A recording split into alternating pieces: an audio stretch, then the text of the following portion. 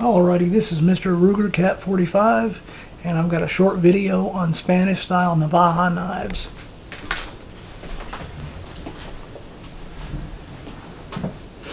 And basically, Navaja, it's a Spanish style folding knife, and they can range anywhere from something large, like to us large now.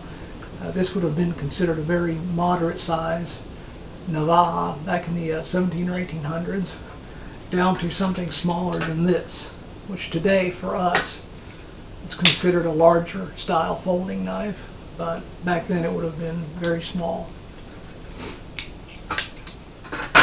Now this one, this is a kind of an economy grade one. It's made in Spain by Fury.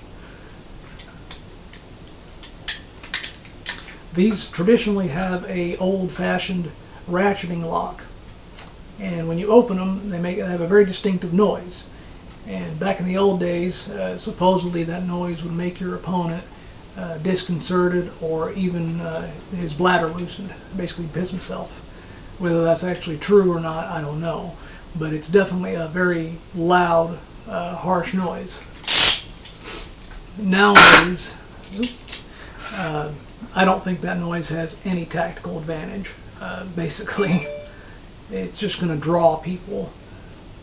And not only that, we have a lot better, stronger lock options to that.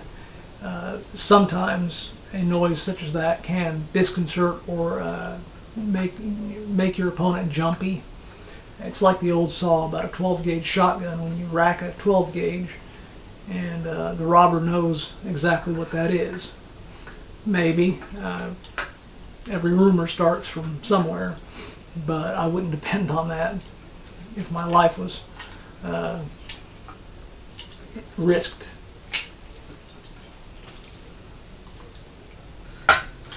Now, this one, like I said, is a very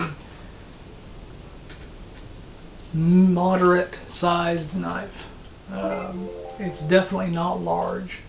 To us, this is a very large knife. This is about a 9-inch blade, somewhere around there. But back in the old days, these knives would have been used to oppose everything up to a sword even. And that's what they were for. These were EDC carry knives. These were some of the first, if not the first, tactical folding knives. And there is actually duels on record with these.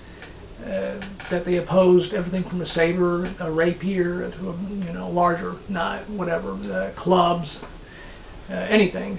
Originally, these were carried by the lower classes. In the book here, this is a very, very good book.